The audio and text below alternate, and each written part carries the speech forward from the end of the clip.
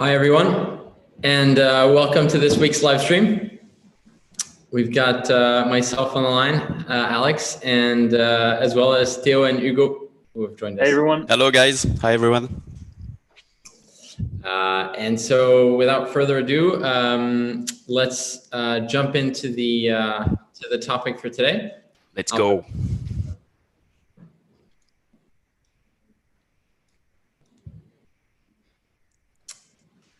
Awesome. So we're pleased to announce the third game competition this year, which is kicking off today ahead of the break, and we've got some really exciting new guidelines and new prizes for you guys today. And both me and Theo will explain one part of the competition, and Hugo a new exciting gameplay that we're opening up to. So just as a recap, we wanted to remind everyone of the success of previous competitions this year. So the first one had both Stack Colors and Cube Surfer as clear winners from Red Force Games and Atanon. The second runner comp, which kicked off in the fall, had three big winners, which were Stair Run, Roof Rails, and Force Master. And we actually think that this new competition will once again outperform previous ones for several reasons. And we've worked really hard on finding some interesting and also exciting opportunities for studios that will not only win the competition for the sake of winning, but also, just like these games have, generate tens of millions of downloads on the stores. And so, without further ado, so we'll run into we'll kick off the runner guidelines first, and then, as you can see, we're going to discuss some of the super exciting puzzle guidelines that Hugo has prepared and is ready to share with you, and that's going to go into more context about runners and the guidelines themselves, and then we'll finish off with what this means in terms of timelines for studios, and what it means in terms of prizes. What a teasing. Yeah, exactly.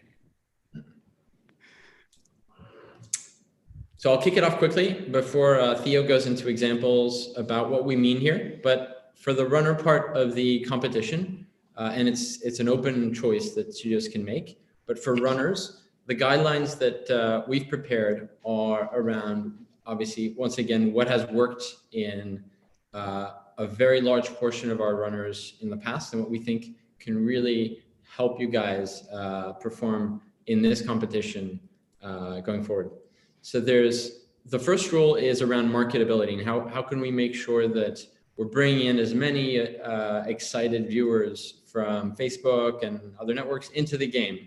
And that starts with, we think, the 3-second rule. So if you think of a great, deep, exciting, replayable game, how easy is it for you to make sure that it's not only YouTubeable, but that viewers can really understand the game within 3 seconds, no matter what, no matter which segment you take of the game, and what part of the gameplay it is. And we'll go into an example shortly. The second guideline is around game feeling, and something that we see in a lot of runners, and we have a couple of examples for you today, around rhythmic patterns. So is there an elements of rhythm in the game, loosely defined, that help make users feel more engaged in the game and help make the game feel more intuitive? And the third guideline is around depth and the ability for very good players to find the game exciting, challenging, and occasionally win, as well as for noobs to feel the same feeling, even though they're playing the same game. So I will now pass the mic to Theo, who will go into a little bit more detail into these three guidelines. Thanks, Alex. So let's give you guys a bit more examples to make all this more concrete. In terms of marketability with the 3-second rule, we chose spiral rule, although there's plenty of other examples, but in this one, the chiseling mechanic, I think, illustrated that pretty well, because it was so straightforward and it had so little visual noise on the screen that when you watch a video of it, it's hard not to understand it, because you have very simple things and very few things to process. So even if you're not really paying attention, just looking at it, your brain is going to process the chisel, chiseling some wood, and it makes it much easier to understand the gameplay than if you had a more sequenced action, than if you had a lot of visual noise and a lot of details in the background. In terms of controls of rhythm, sorry, the smooth flow still enables you to create your own rhythm with the vertical movements. And the good part about that is that the rhythm was a direct consequence of the player's action. So the rhythm always reflects the amount of effort and investment that the players put in this game. And that's the kind of rhythm that you should be looking for. Because if you have something where it's just about going forwards, it's going to be super flat, and it's going to make you bored in just a few minutes. Now, in terms of depth, this one is also a good example, of course, because with this very simple tap and hold controls, this game was still able to introduce some sort of risk and reward thanks to the level design. Because, well, you have to make some rolls in order to pass some obstacles. Of course, you're encouraged to make the rolls as big as possible because it makes the experience even more enjoyable and satisfying. But if you aim too big, you're going to fail as well. So to introduce this amount of risk and reward and of choice with that kind of control is a really good performance and what you should be aiming for. But we'll give you all the examples in terms of depth, no worries. The second example, Joe Climber, will focus on more around the rhythmic pattern. Again, it ticks all the boxes as well. The 3-second rules, because of the very clear level design in this case. Just looking at the obstacles, for instance, if you have a tunnel and you get stuck in it, you immediately understand that, well, if I'm stuck in a tunnel, I would pass it if I were smaller. And this very clear level design makes the gameplay easily understandable by anyone. In terms of rhythm, it takes the nice rhythmic pattern that Spiral had to another level, because again, it's a runner, so you're going forward, but with this verticality that you can have through the draw inputs, you can add even more variation to it. And again, this is the direct result and an illustration of your playstyle. So if your rhythm matches your playstyle and your amount of involvement and investment, that's the kind of rhythm that's going to keep the player engaged. And then, of course, in terms of depth, that's something that you can easily have with this kind of input, because this kind of input gives the player so much freedom that they have millions of different ways to pass an obstacle or to play the game generally. And the last example, this one is more about depth, of course, the well-known shortcut run that we published at the end of October.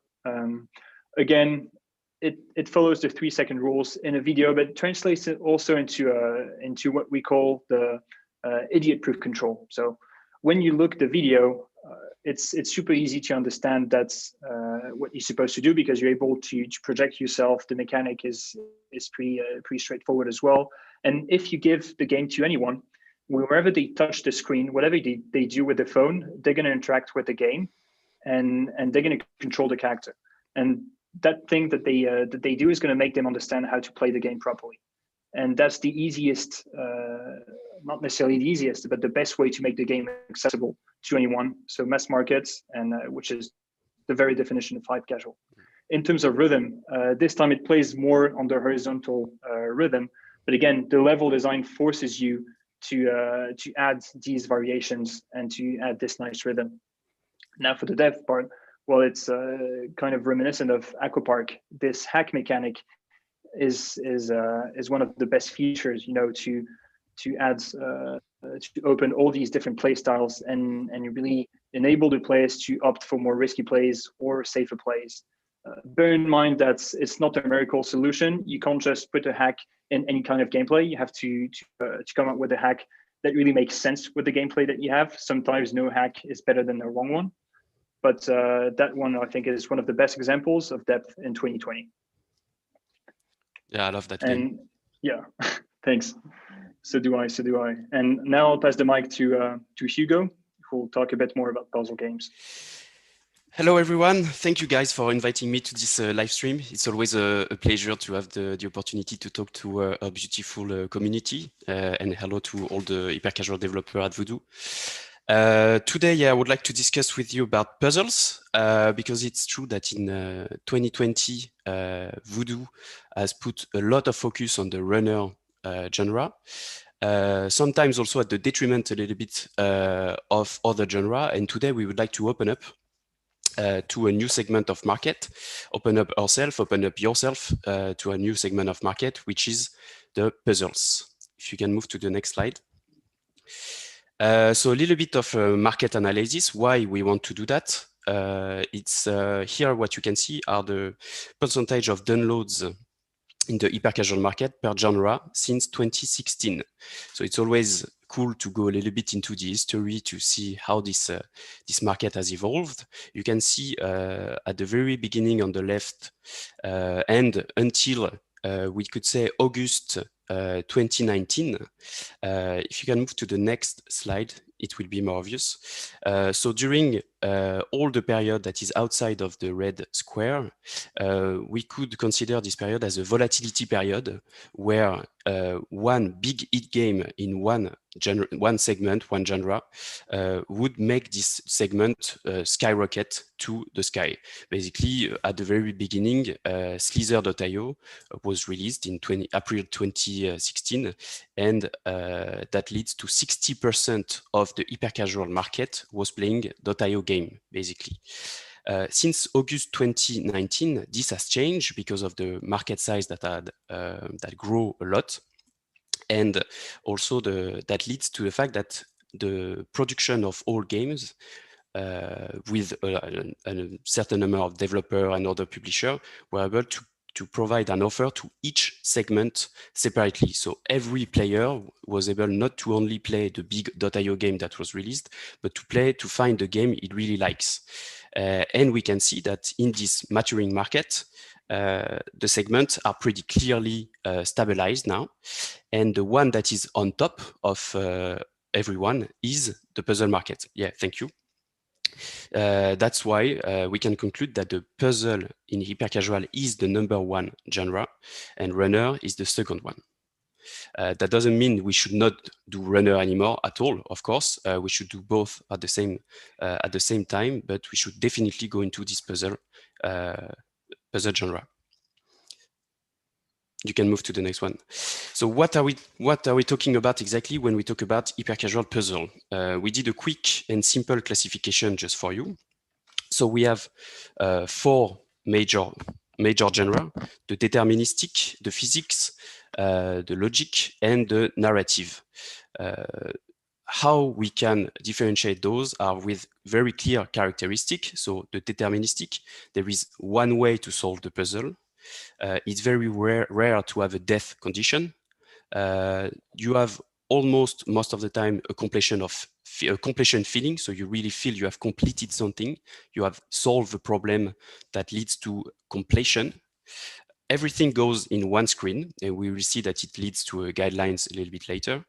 And it most of the time involve no real physics. I say most of the time because in classification, there is always one guy who say, no, but if you look at this puzzle, there is this and this and this. Here, you can change the word if you want. It's just to make sure that we talk about the same type of game. The second genre is the physics one. So yeah, the example here is sandballs or dictis.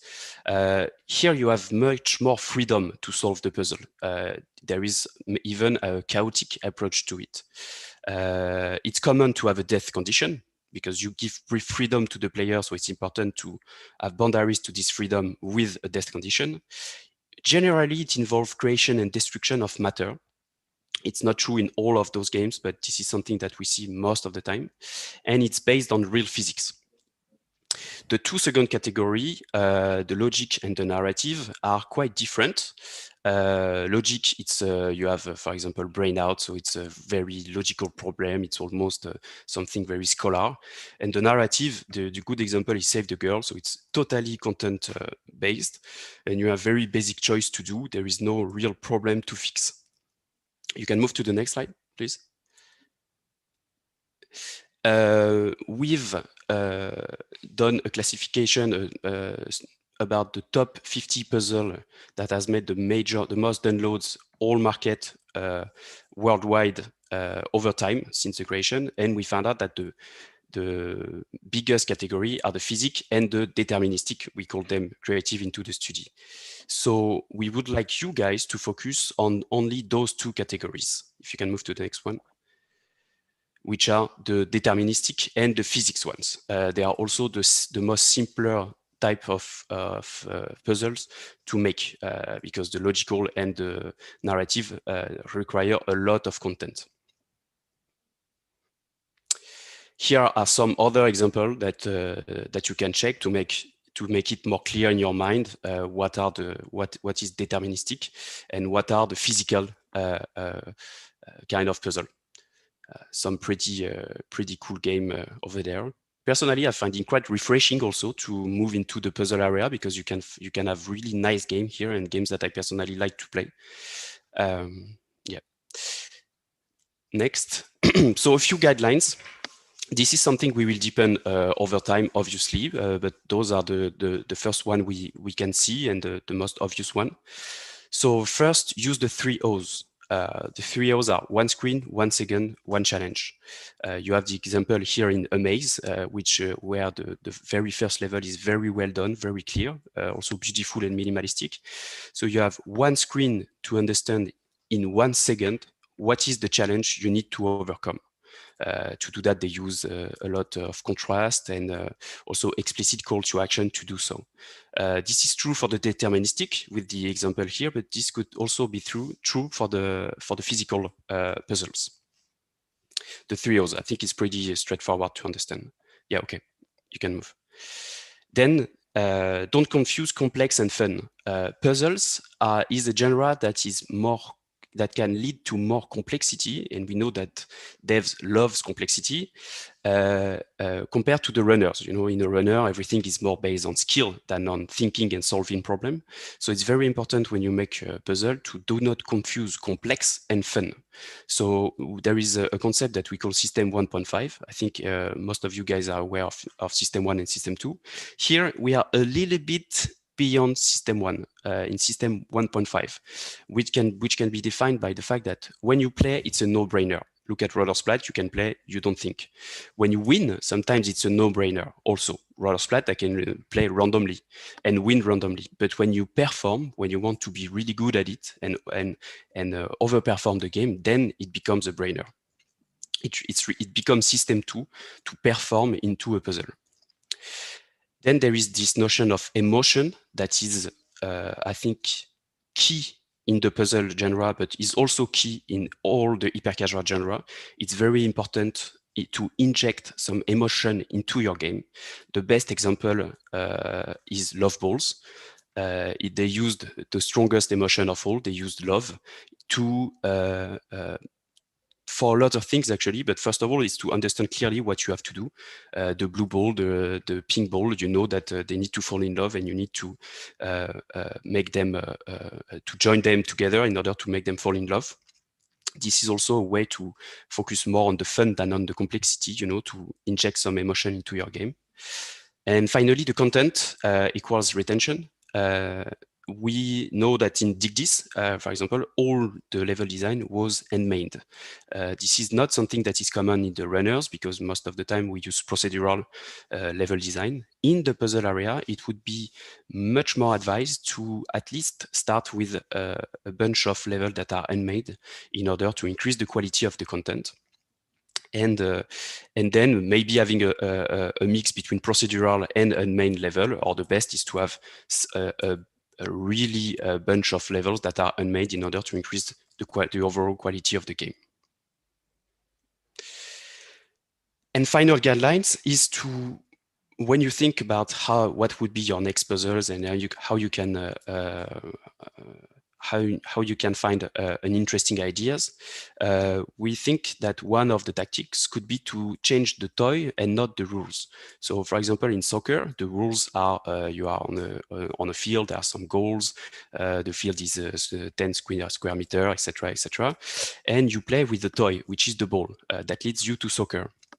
But if you change the toy, then it becomes an entirely different game. But you have the advantages of people already resonating the rules of the previous game.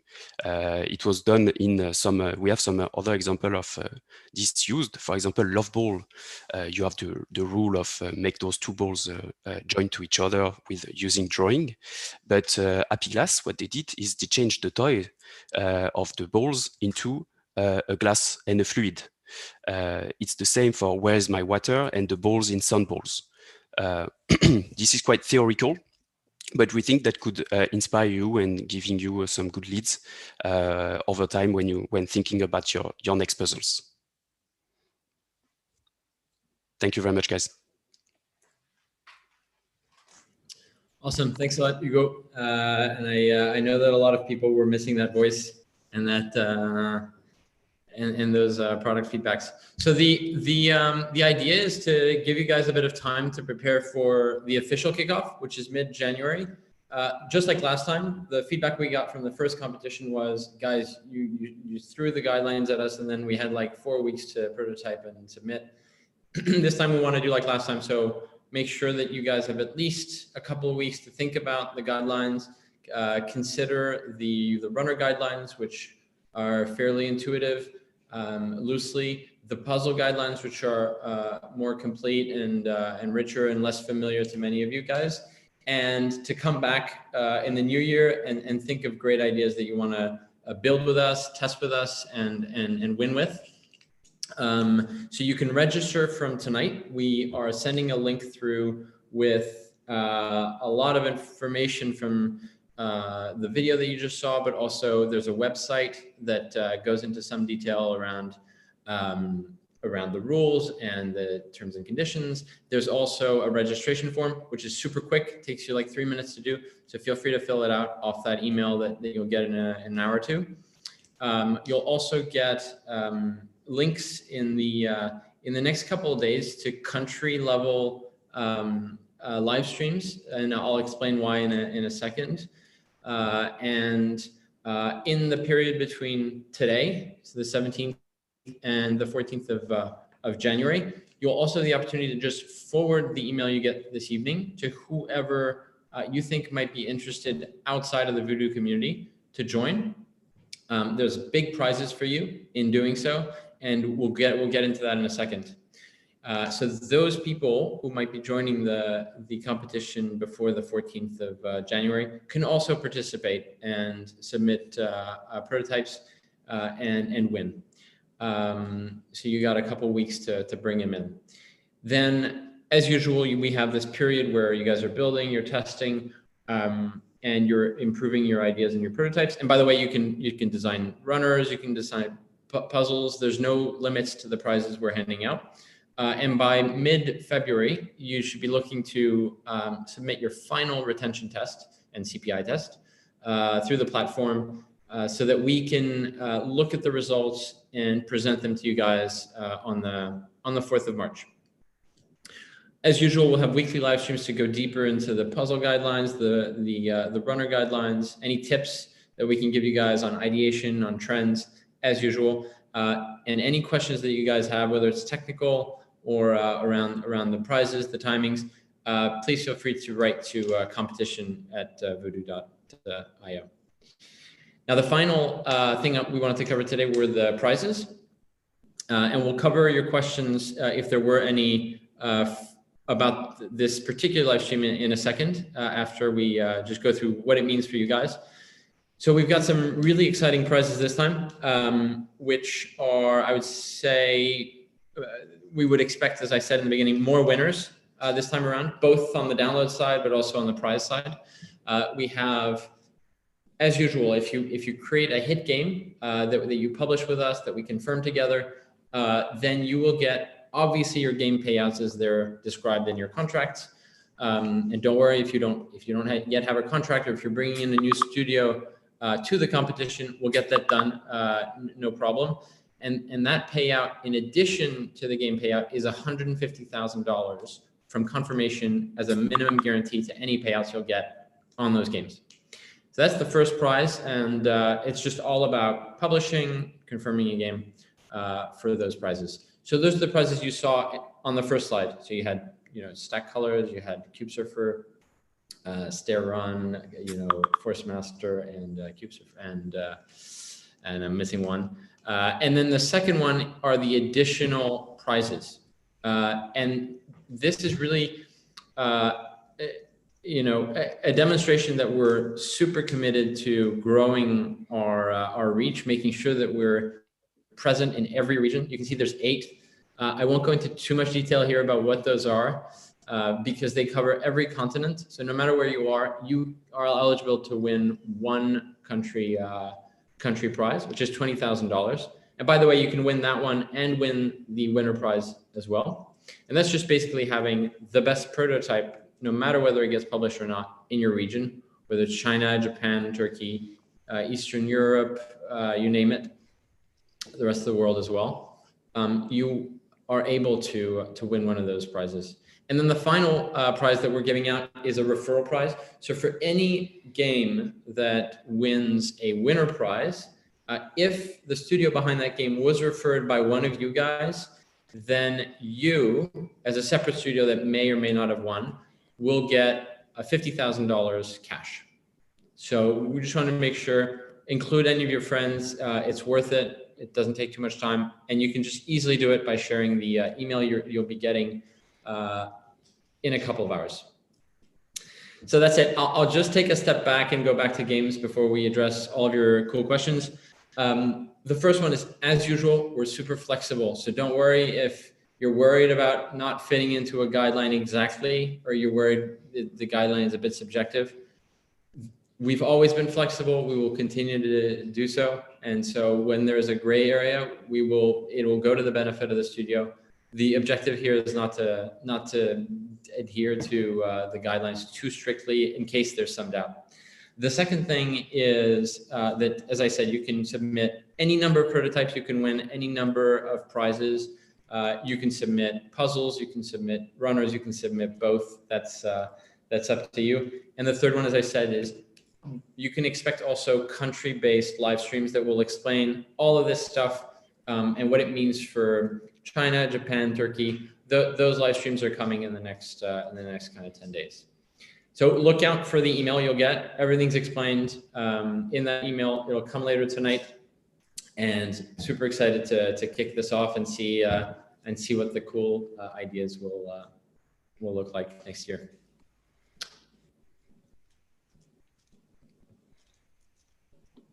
Now, let's see. Do we have any questions? Yeah, it's time for the Q&A now, right? Yeah. All right. Let's see. Should we pick some? Oh, okay. You lead? Okay, I'll pick a quick one. I'll take the first one. Okay. A cool question from Stix FTW. Not familiar with Stix, but the question is, will we allow prototypes and winners on the Play Store? The answer is yes, of course. The dashboard works for Android and iOS. It is there's no specific advantage to submitting for Android, and we're much more used to treating iOS prototypes. But of course, it is completely open to the Play Store. The only disadvantage you have by submitting Android rather than iOS is that you cannot go for the country prize. You can still get the big winner prize, but you can't win the country prize off just Android metrics. So you would need also to submit iOS if you were going for that specific prize, but you can still very much benefit from the big one. All right, I'll take the next one from Kieran Studios. What if prototype meets KPI? Will it be launched ASAP? I think this question is bouncing back on a question that we had in last week's live stream about Shortcut Run, because the first test had publishable KPIs right away, but we still iterated on it. In the case of Shortcut Run, this was the result of a discussion between OHM and Voodoo, because we considered, and so did OHM, that there were still a lot of things that we could improve pretty easily and that we would like to improve before launching it and scaling it. which is why we decided to wait a bit more. But it was the result of a discussion. Of course, if you send us a candidate that has great KPIs and we want to publish it right away, again, that will be the result of a discussion. If we both, the studio and Voodoo, think that there are some things that we can improve and that we should improve, then we'll iterate on it. Bottom line is, if you have publishable KPIs, we will publish the game. Now the question is, will it be right away or will it be just a question of a few days?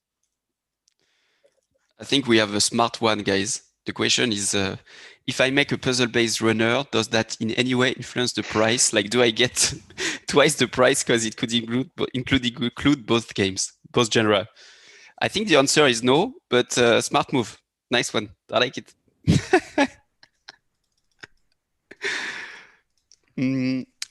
We had quite an interesting question from Martin. Do you have an example of depth in puzzle games in hyper-casual?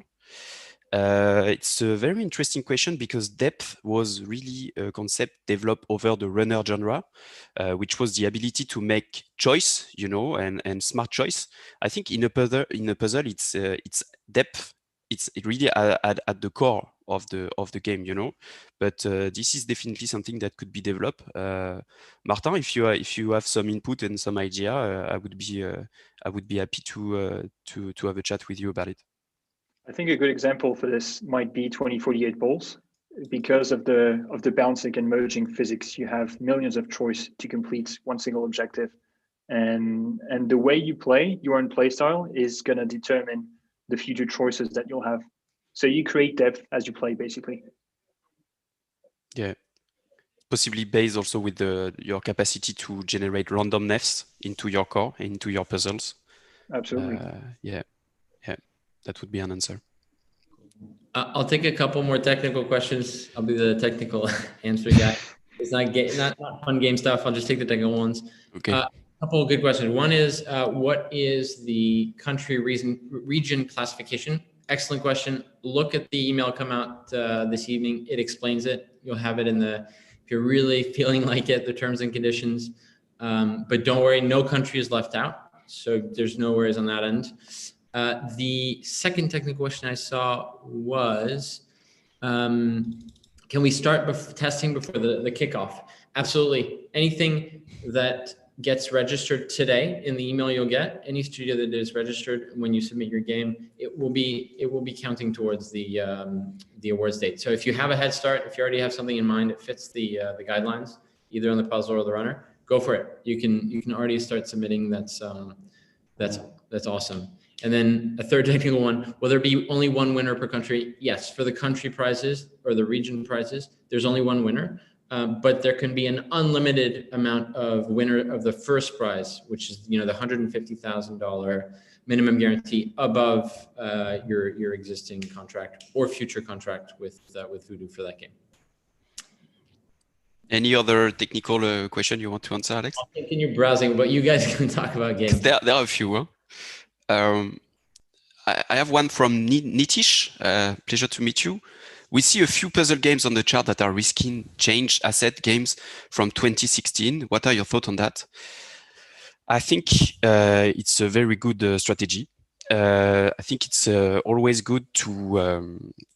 It's a very good strategy to based on proven cores. So don't select any random cores that are existing, but it's a little bit linked to change the toys and not the rules, So I think one of good ideation technique would be to identify games that were really successful over the past. So they are proven cores, and then you make something better, you make them better. And if possible, and that's the cherry on the cake, you bring something new to that game. I think it's a less risky strategy than starting from scratch and thinking you will reinvent something entirely new. I think it's even more true with puzzle compared to runner because puzzle are more complex at their core by definition. I see another very interesting question for this competition. How many levels are expected in a first prototype or playtime in minutes for puzzles? I think that the question you should ask yourself is how much time is it going to take me to design X or Y levels or to aim for a 10 minutes playtime? Because if the answer is, well, to get 10 levels, you're going to have to spend 3 weeks on it, then you'll be much better off shipping a first prototype with only 1 or 2 levels, but that showcase very clearly the gameplay and the rules, just to gauge the game's potential and the potential of the concept. If you have a very cool system to automatically design and randomize a lot of levels, and it doesn't take you a long time, then feel free to test as many levels as possible. But always bear in mind that nothing changes. You still need to prototype rather quickly to make sure you just make the most of your time. I think that's a good point. Also, if you look at the first version of Roller Splat, which Hugo alluded to, very few levels were in that game. It just they were also randomized the way they changed each level and the way it appeared, so that it could appear as though there was more content than there was. Always try to cheat content, I guess, on the puzzle side, so that you don't need to necessarily commit to something massive the first day. You can already think about marketability, which comes back to another question someone had. I think it was Homemade Games. I quit making puzzle hyper casual because of the high CPIs. And Hugo has some great guidelines that are coming up, I think, down the line, on how to think about the core mechanic and what is appealing about a puzzle that relates to the hyper casual crowd can relate to around physics or emotion. Yeah. As opposed to creating like a 2D puzzle that really doesn't play to the hyper casual audience. I think that's really a really good question, and also something that you can definitely exploit if you think in a hyper casual way when you approach a puzzle. And then the second question related to that is no CPI or CTR rewards ? From Kieran. That is definitely the winner prize must have like high marketability, which is why it's also a big focus on the runner side. So definitely that's where you should be focusing your idea. The second thing is that the country prizes are very CPI focused, because once you have a 30% day one, the winner is the one with the lowest CPI. Yeah, it's a very good point about the CPI. It is true that historically, especially if we remember the slide where we see the history of the market, at the high time of the runners, the puzzle had a high CPI compared to runners. I think today we can easily say that they are even. We receive a lot of puzzle in our Publi Dash, and we can see that runner and puzzle share almost the same CPI. I mean, there is no big difference. I'm talking under your security, Alex, but I think it's quite close to that. One way to reduce the CPI, though, in a puzzle, I think there would be 2 words. The first one is emotion. I think this is really something we should all dig into a lot more, and how to inject more emotion into your game, and especially strong emotion. We can see the kind of success of Fat Pusher, for example. They decided it's a runner, okay, but they decided to go with this character that is becoming fat and skinnier, Otherwise, it's the core gameplay of Snake versus Block, which is a validated core. So it's also linked to this change the toy, not the rule kind of mentality, and that aim to reduce the CPI, I think, and because they generated this weird disturbing emotion into the mind of the player. So I think this is one key. The other one is in a puzzle is to play a little bit with what Theo was saying about the depth, is play with the chaos, play with randomness, play with matter, also having a lot of different moving elements on your screen. This is something that could help. We saw that with Dig This and Sandball, for example. Another question that we often see in these live streams: does theme matter in puzzle games? It's going to be the same answer as for other games as well. It does, of course, to some extent, but it's not a priority. Gameplay first, always, and the theme and the design should always be at the service of the gameplay. You need to choose the theme that will make the most sense with the gameplay that you have, and that will help the player understand the gameplay and the rules and the objective as easily as possible. In the case of Roller Splats, the gameplay and the mechanics were so simple that adding a more concrete, less abstract theme might have just added visual noise and might have hindered the understandability of the game. So again, think about the gameplay first, and then think about the theme that would really help you make the most out of this gameplay.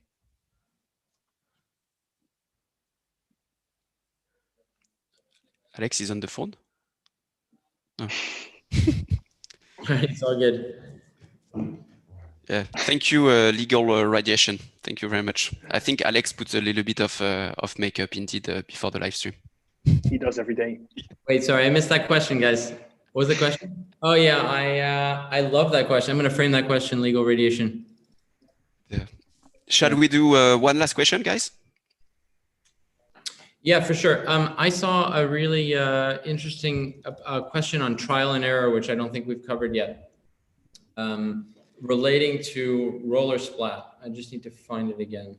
And the question was, yeah, roller splat has a lot of trial and error gameplay to solve the puzzle, and it helps users not have to get something perfectly and come back and just either solve it quickly because they're pro effectively, or solving it slowly because they're a noob and they just tried it over and over again. I think a lot of, you go correct me if I'm wrong, but I think a lot of puzzles adhere to that. Roller Splat did. I think that, and Dio worked on 2048 Balls, which is also has a similar pro versus noob thing.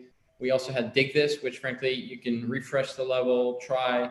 So I think it's a really good point. It might be a guideline you definitely want to take on with no matter what the puzzle is. I think there's different ways of getting to that. Yeah, definitely.